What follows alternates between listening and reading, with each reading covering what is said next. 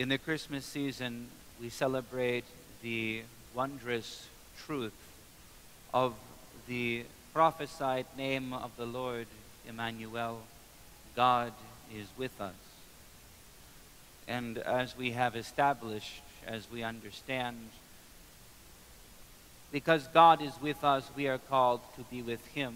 It is normal and right and correct that we should all receive Holy Communion every Sunday and live a life that is constant preparation for this gift. But it is necessary that we discuss and consider, what does this preparation look like?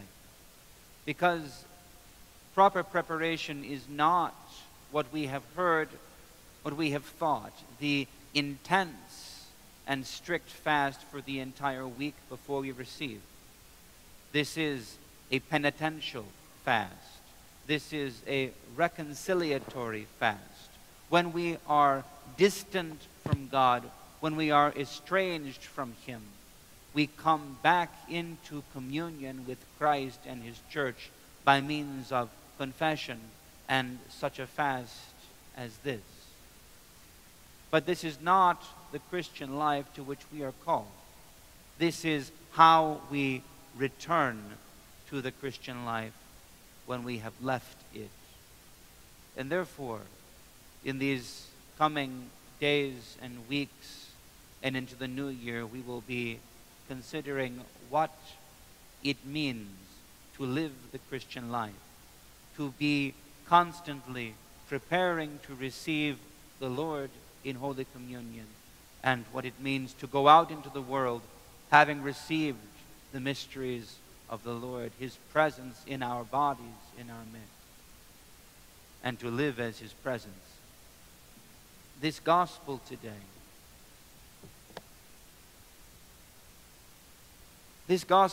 is a difficult one, and yet it is perfect for our purpose. Because even as we celebrate the joy of Christ in our midst, God with us, we see vividly, disturbingly, horribly, the brokenness of the creation continuing. Seeking to take the child's life, Herod sends soldiers and massacres the babies. We do not put the icon of this out because it is disturbing.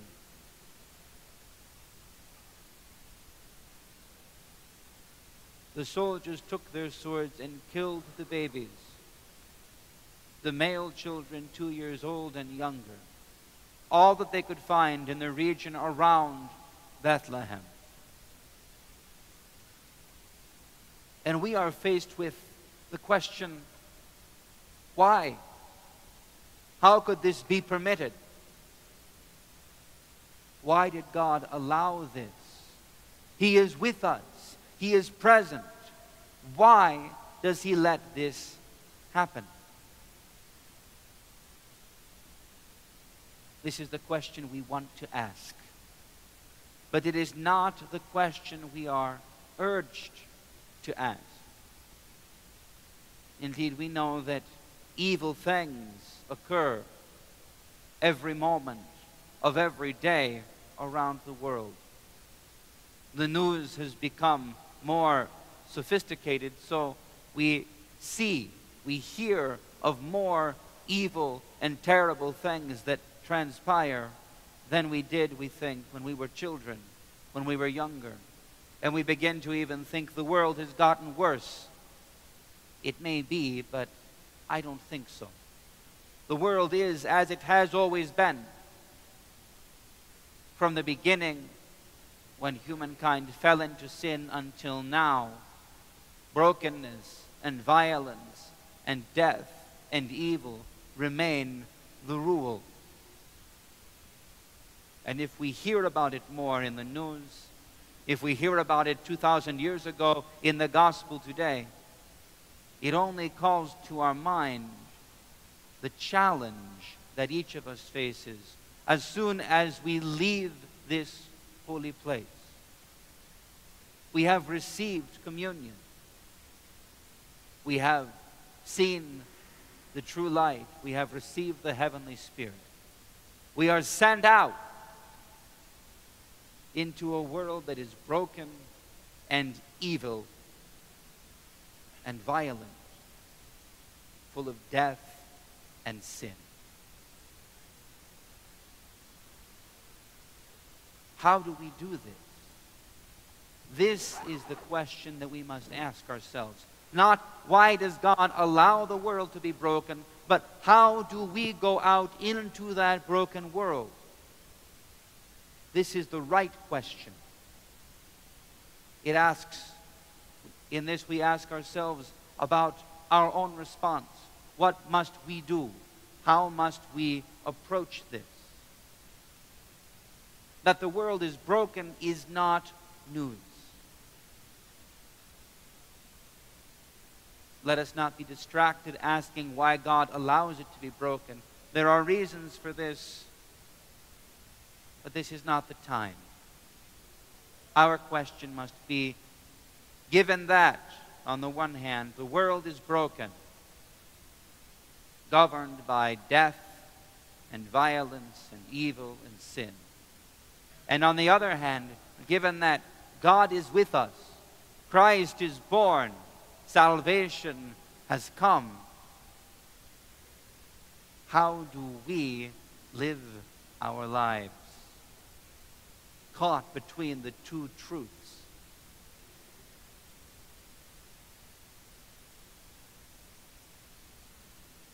This is the question of how we prepare for Holy Communion.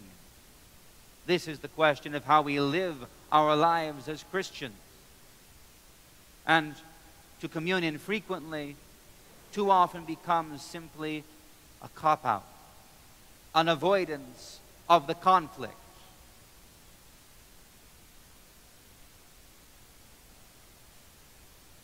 So the first answer of how we live with this tension is to simply undertake to struggle to live with this tension, to recognize the truth that we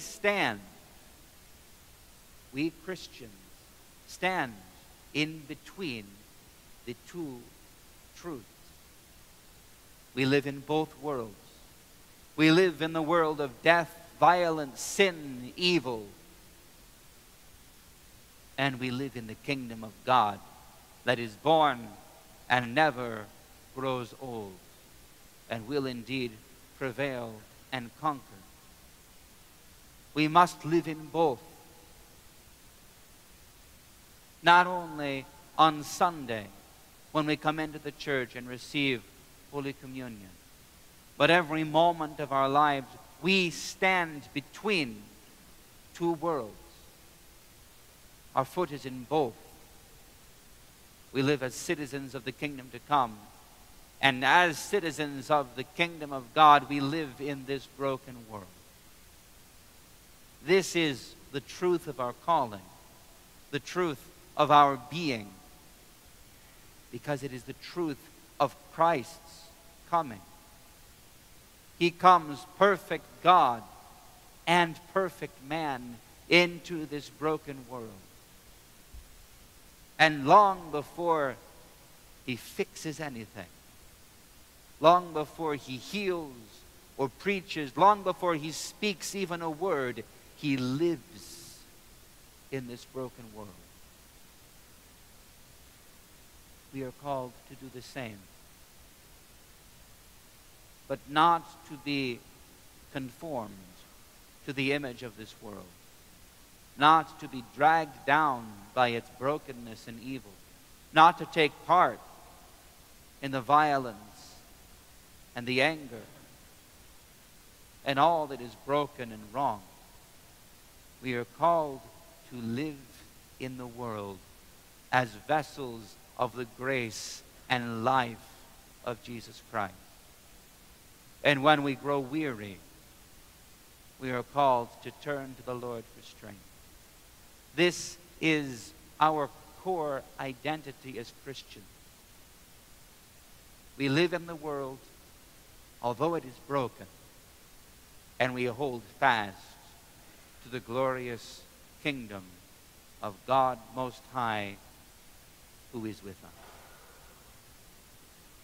As we conclude this year, as we begin the next, may the Lord give us wisdom and strength to walk this narrow path between the two truths as He works all things towards the final consummation, when all that is broken is healed. In this mind and heart, let us stand and continue the divine liturgy.